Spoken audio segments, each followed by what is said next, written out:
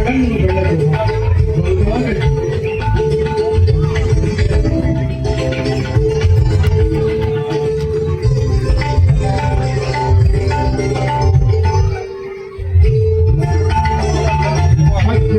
ಅಂಧಕಾರವನ್ನು ಬೆಳೆದುವ ಹಿರಿಯ ಕಾಂಜು ಬೆಳಗುತ್ತಿದೆ ನೋಡಲಿ. ಆದರೆ ಇಲ್ಲಿ ಹಂಗಿಲ್ಲ ನೋಡಿ, ಅವ್ರ ದೂರದೃಷ್ಟಿ ಅಷ್ಟಿತ್ತು.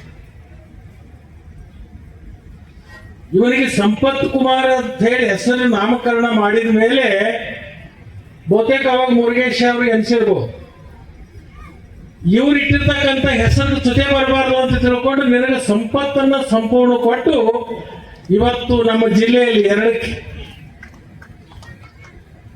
ನಾನು ಇಬ್ಬರಿಗೆ ಅಭಿನಂದನೆ ಹೇಳ್ತೀನಿ. ಒಂದು ಪ್ರಭಾಕರಣ್ಣ ಕೋರೆ ಅವರು 300 ಕೋಟಿ ರೂಪಾಯಿ ಖರ್ಚು ಮಾಡಿ ಇವತ್ತು ಕ್ಯಾನ್ಸರ್ ಆಸ್ಪತ್ರೆ ನಮ್ಮ ಜಿಲ್ಲೆಯಲ್ಲಿ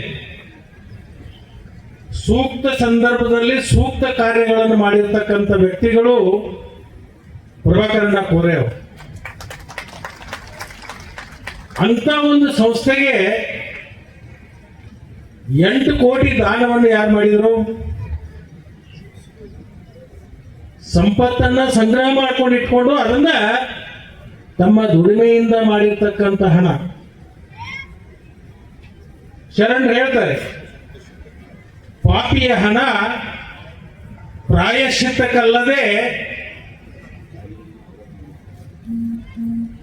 ಸತ್ಕಾರ್ಯಕ್ಕೆ ಸಲ್ಲದಯ್ಯ.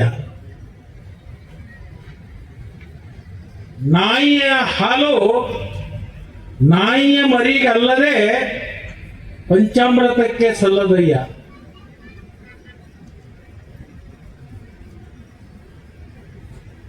ಅಂದ್ರೆ ಇದನ್ನು ನಾನು ಯಾಕೆ ಈ ವಚನವನ್ನ ಇಲ್ಲಿ ಉಲ್ಲೇಖ ಮಾಡ್ತೀನಿ ಅಂತಂದ್ರೆ, ಪಾಪಿ ಹಣ ಪ್ರಾಯಶ್ಚಿತ್ತಕ್ಕೆ ಹೋಗ್ತದ ಹೊರತಾಗಿ ಸತ್ಕಾರ್ಯಗಳಿಗೆ ಹೋಗಲ್ಲ.